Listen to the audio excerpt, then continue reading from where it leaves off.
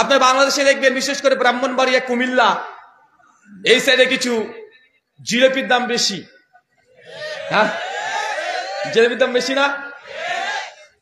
জিলেপির দাম বেশি হওয়ারও কারণও আছে।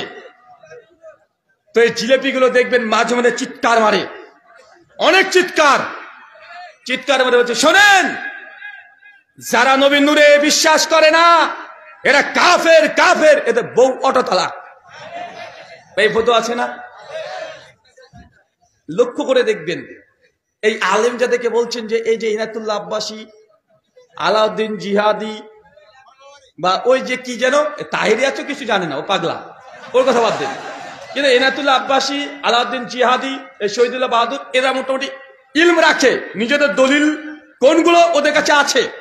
আর এই পাগলা ও বসেন বসেন করতে করতে শেষ,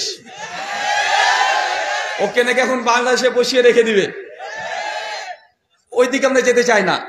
এরা দেখবেন যখন চ্যালেঞ্জ করে, চ্যালেঞ্জের শব্দগুলো শুনবেন, এদের চ্যালেঞ্জের যদি শব্দ শোনেন তাহলে এদেরকে পরাস্ত করা সম্ভব নয়।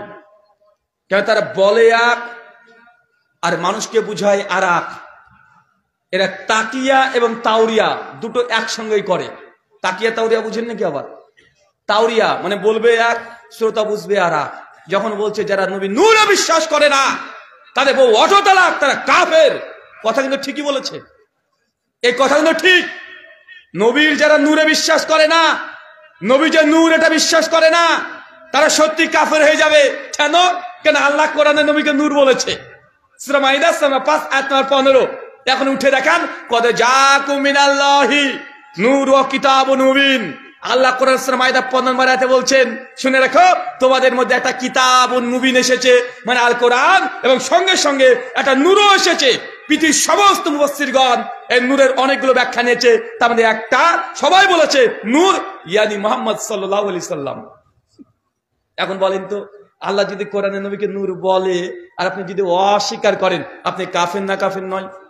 কোরআনের কেউ যদি একটা হরফকে যদি অস্বীকার করে দেয়, কাফের কি কাফের নয়?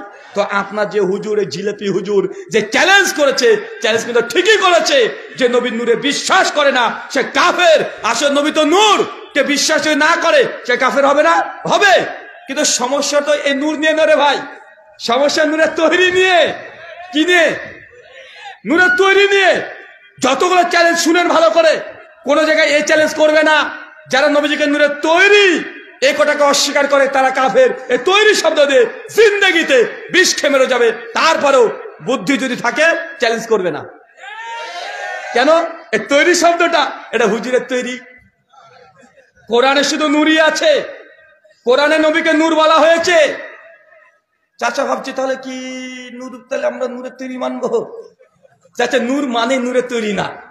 এখানে ডান্ডিটা মেরেছে, মানে ডান্ডা এখানে চাপিয়েছে মানুষকে। ইহুদিরা এইভাবে তাবিল করতো, তারা পড়তো এক, মানুষকে বুঝাতো আর এক।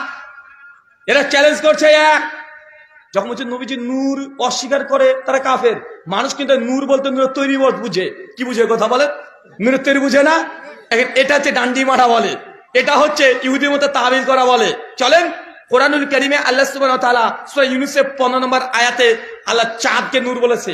সূরা ফুরকানে 61 নম্বর আয়াতে আল্লাহ চাঁদকে নূর বলেছে। চাচা এখন বলেন তো, নূর মানে কি নূরের তৈরি? চাঁদ কি নূরের তৈরি? কোরআনে নবীকে যেমন নূর বলা হয়েছে, আল্লাহ চাঁদকে নূর বলেছে। তো নবী যে নূর বলার কারণে নূরের তৈরি হয়ে যায়, তা চাঁদ কি নূরের তৈরি হবে না? এখন নূরের তৈরি যদি বলেন আধুনিক বিজ্ঞানে ভুল হবে, কারণ চাঁদের নিজের আলো না ধার করা আলো? জি, চাঁদের নিজের আলো না ধার করা আলো? ধার করা আলো। যে চাঁদকে নূরের তৈরি বলেন, বিজ্ঞানের দিক থেকে ভুল, আবার তাদের আকীদার দিক থেকে ভুল। সহিহ মুসলিম হাদিস 758, আবু হুরায়রা থেকে হাদিস বর্ণনা, আল্লাহ নবী বলছেন আসসালাতুন নূর, নামাজ হচ্ছে নূর।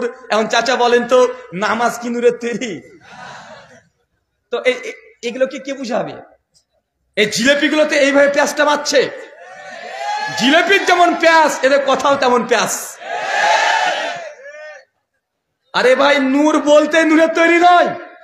যে তাই হয় তো নামাজ আর কিভাবে নূরের তৈরি হবে? এ কে চিজ হে ভাই? কেউ যদি নামাজ নূরের তৈরি, ও তো আগে হার্ট অ্যাটাক করবে। এটা আবার কি শুনলাম? সূরা মাইদা আয়াত 44, 46, 67 আল্লাহ তিনটে জায়গাতে তিনটে আয়াতে তওরাত, জাবুর, ইনজিল তিনটে আসমানি গ্রন্থকে আল্লাহ নূরের, আল্লাহ কি বলেছে? নূর। কি বলেছে কথা বলেন? নূর, ফুরকান, মুনির, এই শব্দ তওরাত, জাবুর, ইনজিলের জন্য ব্যবহার করা হয়েছে। চাচা বলেন তো, তওরাত, জাবুর, ইনজিল কি নূরের তৈরি? নূরের তৈরি না? সমস্যা হচ্ছে এটাই, আল্লাহ তওরাতকে নূর বলেছে, কিন্তু পৃথিবীর কেউ মানে না তওরাত নূরের তৈরি। এমনকি যে জিলেপি গুলো নবীকে নূরের তৈরি বলে চিৎকার মানে, তারাও মানে না। অথচ এই তওরাত, জাবুর, ইনজিলকে কোরআনে নূর বলা হয়েছে। চাঁদকে আল্লাহ নূর বলেছে, আগুনকে আল্লাহ সূরা বাকারা 24-25 নম্বর আয়াতে নূর বলেছে। হাদিসের মধ্যে একাধিক জিনিসকে আল্লাহ সুবহানাহু ওয়া তাআলা নবী নূর বলেছে। এমনকি সালাত, এটাকে নূর বলা হয়েছে।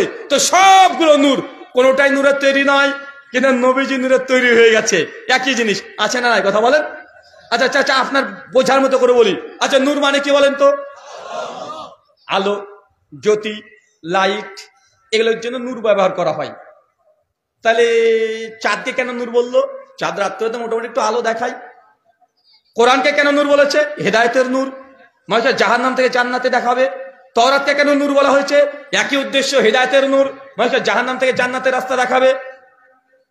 সালাতকে কেন নূর বলা হয়েছে? সালাতের মাধ্যমে মানুষকে জান্নাতে নিয়ে যাবে। সালাত না পড়লে সে কাফের, জাহান্নামে যাবে। তো এইটা হচ্ছে হাকিকি অর্থ নয়, এটা হচ্ছে সিফাত। এটা কি কথা বলেন? এই হচ্ছে সিফাত, এটা মাজাজান অর্থে ব্যবহার করা হয়। এটা হচ্ছে এই জিনিসগুলোর মাহাত্ম্য বর্ণনা করতে গিয়ে এটা গুণ, যে নবী সাল্লাল্লাহু আলাইহি সাল্লাম তিনিও নূর। কেন নূর? কারণ তিনি হচ্ছে মানুষকে জাহান্নাম থেকে জান্নাতের রাস্তা দেখাবেন। এই জন্য এটা তার বৈশিষ্ট্য, এটা গুণ, অ্যাট্রিবিউটস, সিফাত। কিন্তু এই সিফাতকে তারা হাকিকি অর্থ নিচ্ছে। কথা কি বুঝতে পারলেন না?